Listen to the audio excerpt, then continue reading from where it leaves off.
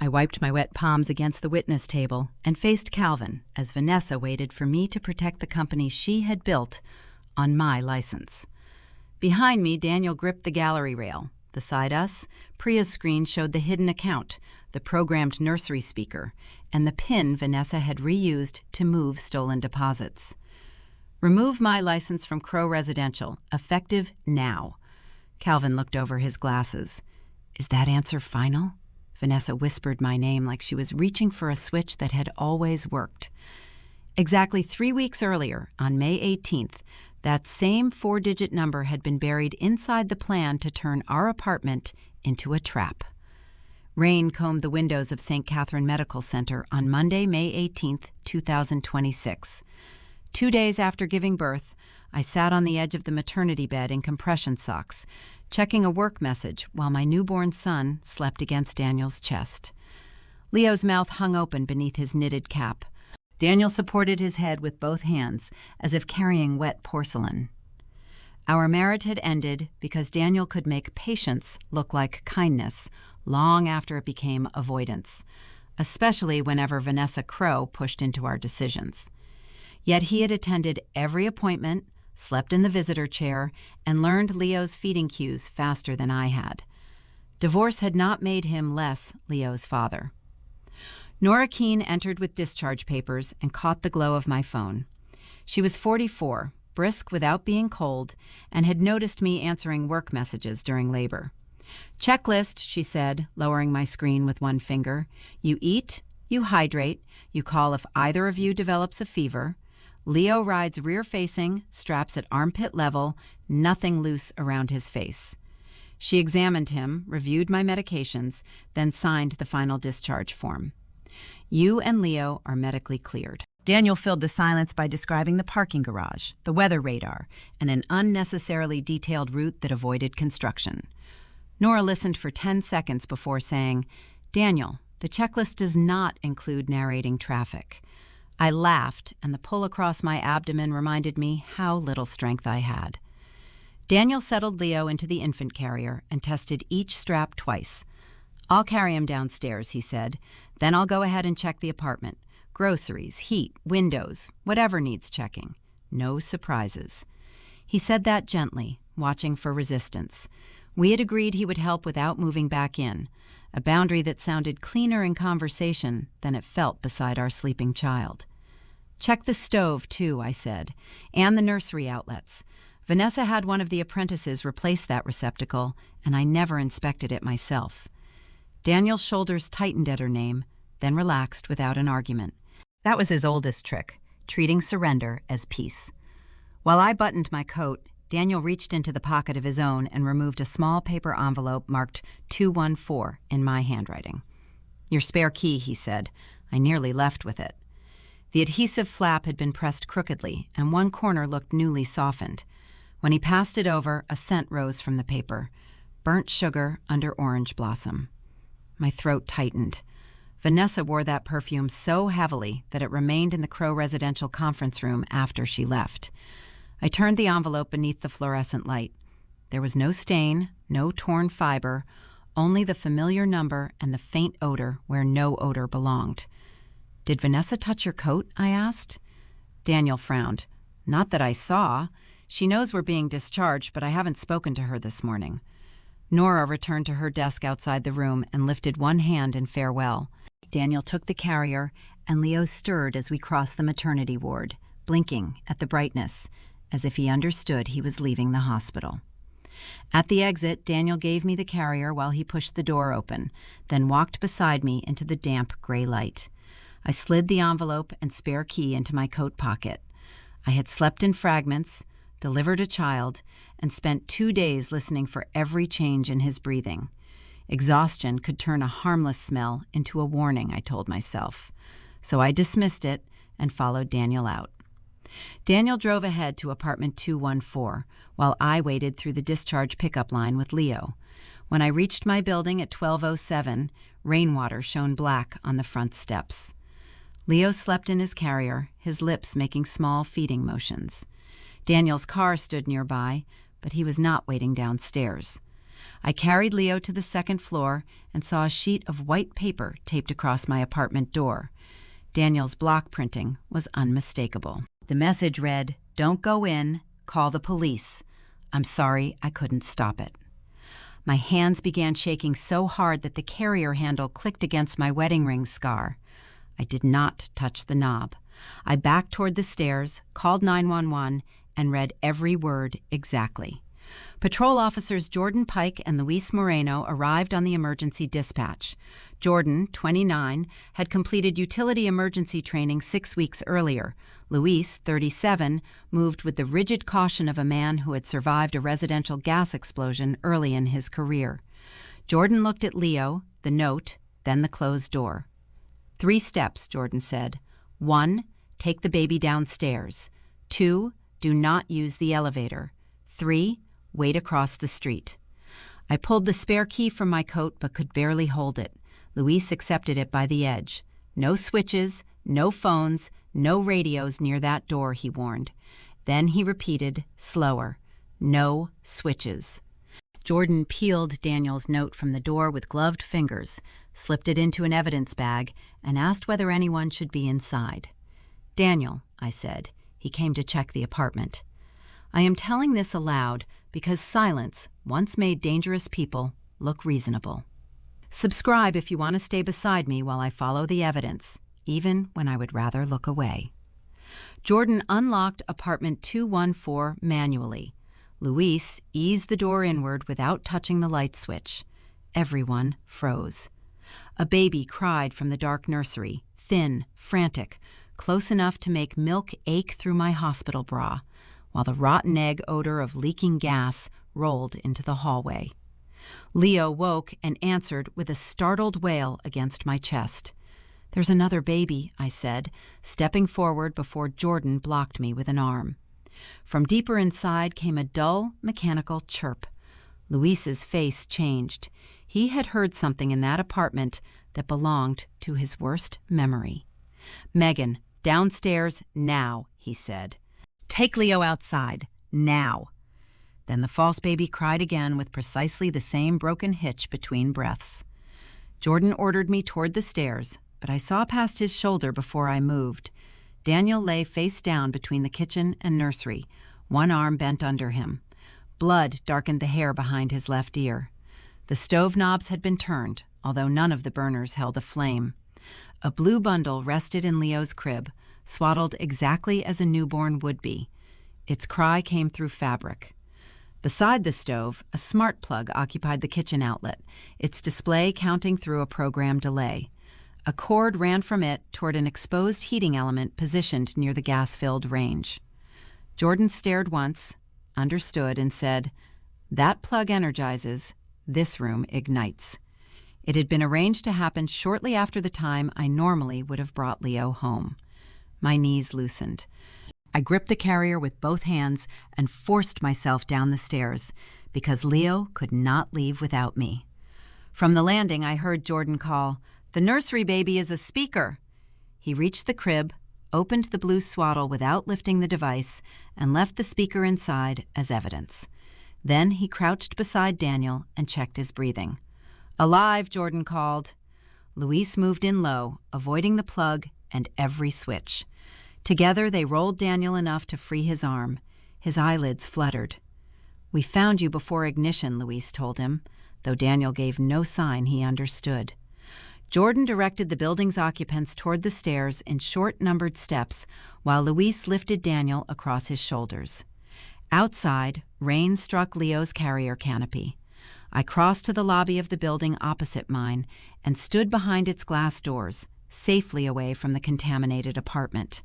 Through the rain, I watched Luis carry Daniel into a waiting ambulance. Daniel's hand fell from the stretcher, then twitched once before the doors remained open for Luis to climb inside. Leo was outside. Daniel was alive. Those facts should have steadied me, but the image of that swaddled speaker had turned my blood cold. Someone had built a crying decoy in my son's crib to pull me toward an ignition source. This was not an ordinary leak. It was a circuit designed around my arrival. Jordan returned to the second-floor stairwell, keeping the apartment door under observation while help approached from outside the hazard zone.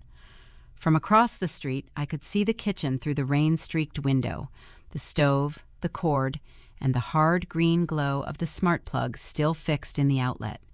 Its display advanced toward the programmed ignition as Luis carried Daniel out of the building. Late Tuesday afternoon, I sat alone in a family room at St. Catherine Medical Center, close enough to Daniel's floor for updates, but far enough from the monitors to hear myself think. Leo slept nearby while my coat hung over the chair, the spare key still in its pocket. Vanessa Crowe had texted asking permission to visit. I gave her the family room number, not Daniel's room, and watched the doorway. At 39, Vanessa owned Crowe Residential Services, the electrical contracting firm she had built around my master electrician's license, while calling us equal partners. She arrived alone, carrying coffee I had not requested. Her perfume entered first, burnt sugar and orange blossom, the exact scent that had clung to the envelope marked 214. Vanessa set the cup beside me and studied my face as though assessing a delayed project. "You look wrecked," she said. "I mean that practically, Megan. You need sleep before you decide what happened." She described the apartment as an ordinary gas leak made dramatic by Daniel's nerves. According to her, he had always panicked when responsibility became physical instead of theoretical. My palms went damp. "An ordinary leak doesn't swaddle a speaker in my baby's crib," I said.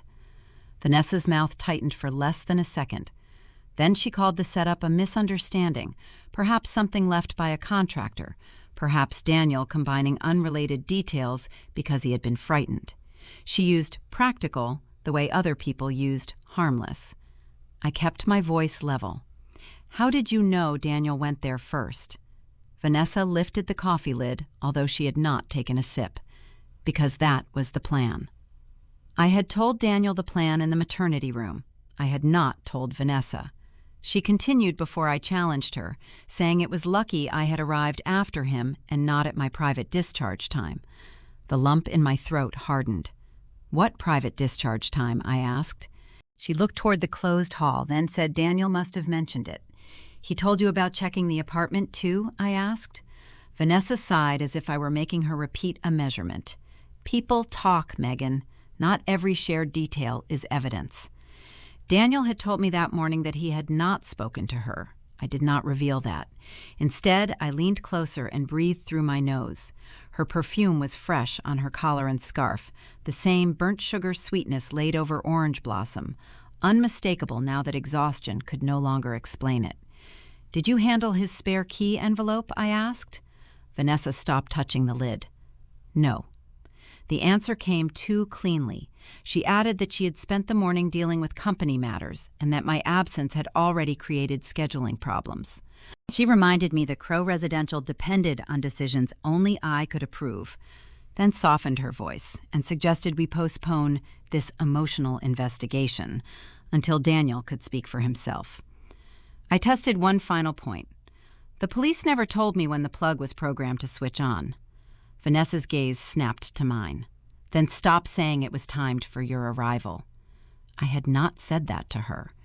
Heat climbed my neck, but I kept my hands flat on the table. Vanessa saw the trap and stood, abandoning the untouched coffee. At the family room doorway, she paused with one hand on the frame. I remained inside, listening to the quiet hum of the vending machine and the accelerated beat in my ears. She had come to reduce the attack to panic, yet she knew the discharge details, Daniel's errand, and the purpose of the timer. Vanessa leaned back into the room and whispered, "Your feelings have always needed a bigger room than the facts." For 3 days, I moved between Leo's bassinet and Danielle's hospital calls in a temporary hotel suite, sleeping in fragments and writing down every fact Vanessa had tried to rename. On Friday evening, Danielle sat at the kitchenette table with a bandage above his ear, while Leo slept in the next room behind a door we kept open. A knock sounded. I checked the peephole before opening it. The woman outside held up her badge and said, "Detective Priya Shah, Major Crimes. Officer Pike's report gave me your number, and you gave me this address when we spoke." She had already investigated one contractor who falsified safety records, she explained, so the smart plug and staged gas leak had brought the case to her desk. I let her in, then removed Crow Residential's payroll laptop from my work bag. Priya did not ask for my theory. She asked for the smallest verifiable fact. I signed in and answered, our operating account held $342,600 before I went on maternity leave. The balance on the screen was $56,400. My throat tightened as I opened the transfer history. 6 payments totaling $286,200 had gone to an account controlled by a company I had never seen. Its mailing address matched Vanessa's home address. Daniel leaned over my shoulder, then backed away as if the numbers gave off heat. Priya photographed each screen and asked who could authorize transfers. Vanessa and me, I said, but these approvals use her credentials. Priya replied, credentials can be borrowed. What proves control? I found the tax profile naming Vanessa as the shell company's sole manager. The payroll tab hurt more. During slow months, I had advanced $18,600 from my personal savings to keep electricians paid on Fridays. I had started with $31,400. I now had $12,800, a newborn, and a hotel invoice growing daily. Daniel stared at the ledger. You told me those shortages were timing issues. I quoted the phrase before answering it. Timing issues was Vanessa's term. I believed her because every crew member had rent due. Daniel pressed his fingertips to the bandage. He admitted that when I complained about Vanessa, he had supplied explanations instead of confrontation. Market pressure, friendship, bad communication, anything that kept dinner calm. I thought I was preventing fights, he said. I was helping her hide. I will tell you what those records set in motion, but first, leave your prediction in the comments. How do you think a woman who called coercion practical intended this to end? At that point, even I had not found the worst figure. I searched the insurance folder because Vanessa had once called our premiums excessive. A policy opened 4 months earlier appeared under executive continuity coverage. Crow Residential was listed as owner and beneficiary. My name occupied the insured person field. The death benefit was $750,000. My palms turned slick against the trackpad. An electronic consent form carried my signature, but the strokes were copied from my licensing renewal, including a small hook I had stopped making the previous year. Priya asked whether I had attended a medical examination. I said no. The application claimed no examination had been required. Daniel looked toward Leo's room, and the blood drained from his face. Priya asked about Vanessa's visit, so I repeated the exact phrases: private discharge time, the plan, and her correction about the timer. Priya wrote them beneath the policy number. Then she shut the laptop, slid it into a padded evidence sleeve, sealed the sleeve, and locked it inside the hard case she had brought. She stood in the hotel doorway with one hand on the case while Daniel and I remained inside. Her last question was quiet. If Vanessa gets paid when you die, why does she need you alive? For approximately a week and a half, I cared for Leo in the hotel, answered Priya's evidence questions, and rebuilt Crow Residential's finances from copies, while Daniel learned not to fill every dangerous silence with an excuse. On Tuesday, after hours, Priya met us outside the Crow Residential Services office. The prosecutor had authorized a focused records examination, and Vanessa, through counsel, had agreed to provide access rather than have investigators return with a broader warrant. Priya carried the sealed evidence case containing the payroll laptop. Daniel carried Leo's empty diaper bag because he had dropped our son with his mother before meeting me, then apologized twice for bringing the wrong bag. I unlocked the office with my employee credential. Fluorescent tubes flickered above rows of silent desks, and I smelled warm dust from the copier. Vanessa arrived from the rear corridor, jacket folded over one arm. "This is unnecessary," she said. She called the inspection a practical way to clear up accounting confusion, but her eyes settled on Priya's case. Priya asked for the smallest available fact, which active projects required my authority. Vanessa answered, Megan supervises operations. That was not the question.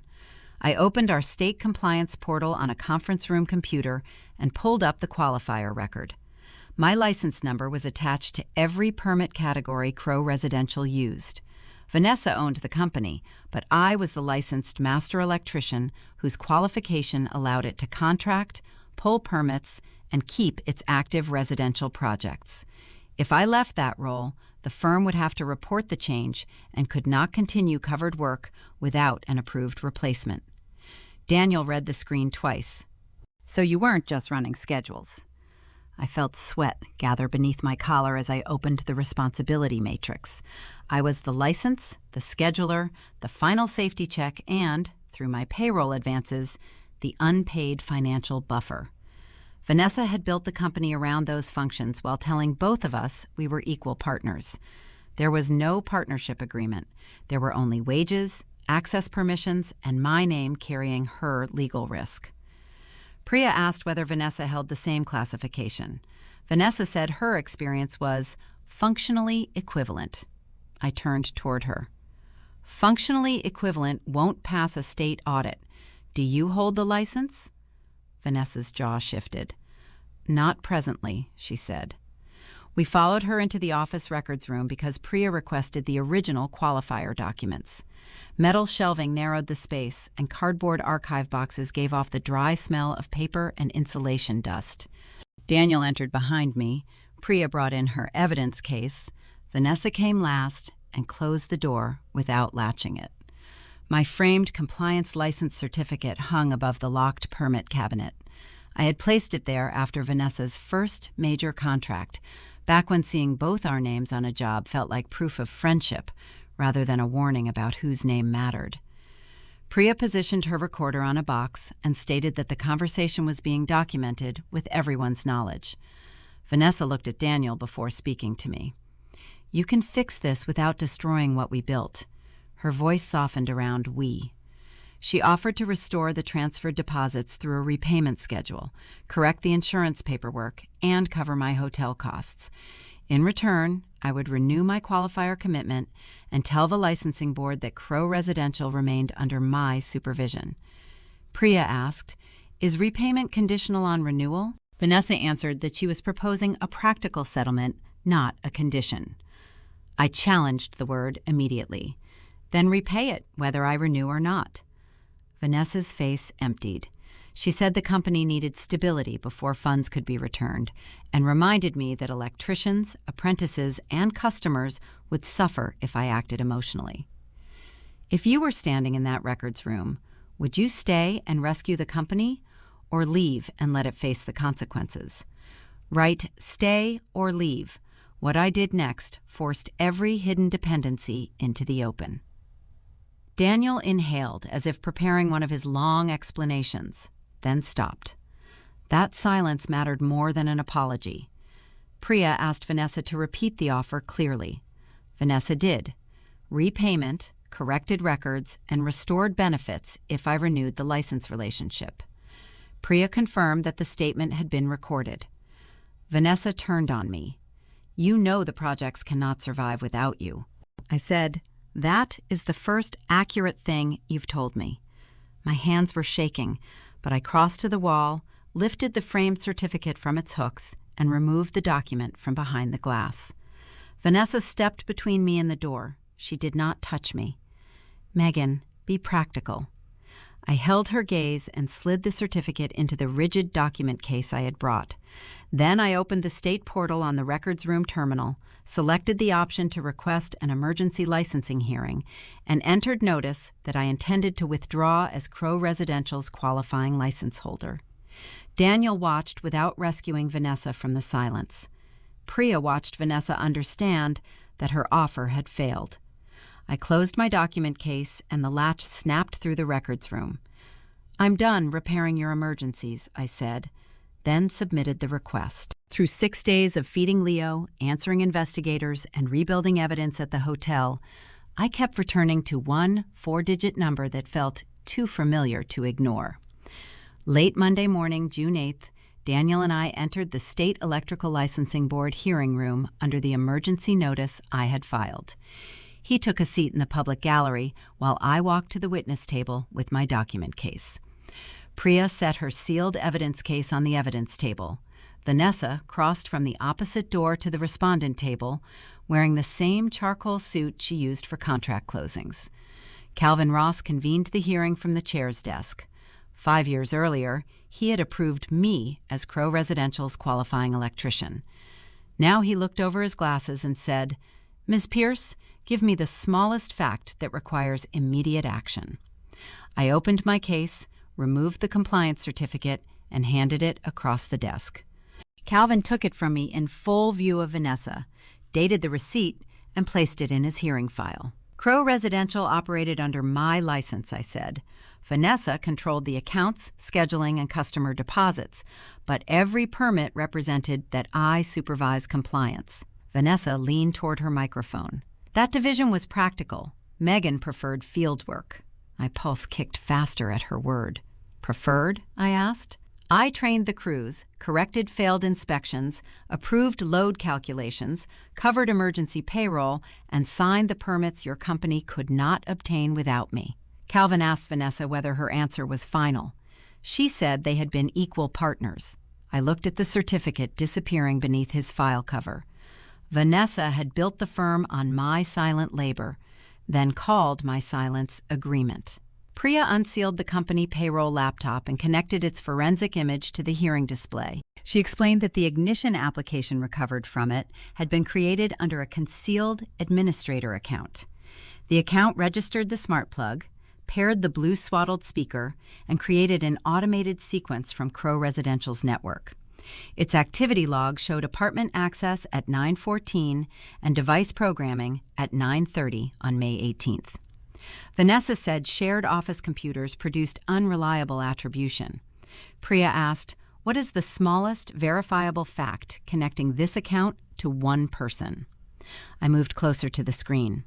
The administrator credential ended in 0214. My throat tightened so sharply that swallowing hurt. It was not a random identifier. "Try the payroll settings," I said. Vanessa reused PINs whenever a bank forced a reset. Priya opened the credential report. The same 0214 unlocked Vanessa's executive payroll profile, her shell account transfer approvals, and the TRAP administrator account. Apartment 214 had become her PIN because she expected the number to look like part of the device name. Daniel gripped the gallery rail when he understood that our address had unlocked the proof. Priya displayed the recovered command history. The nursery speaker had been programmed to play an infant's cry, while the kitchen device waited to energize the ignition source after gas accumulated. The account belonged to Vanessa's company email alias, and its recovery number matched her executive profile. Vanessa's chair scraped backward. "That proves someone used my credentials," she said. I smelled cold coffee and the faint burnt sugar trace of her perfume. "No," I said. "It proves the person who stole our key scheduled the ignition using the PIN she used to move stolen deposits." Calvin turned to Vanessa. "Is it your final answer that you did not create or operate that account?" She stared at Priya's screen before saying she needed counsel.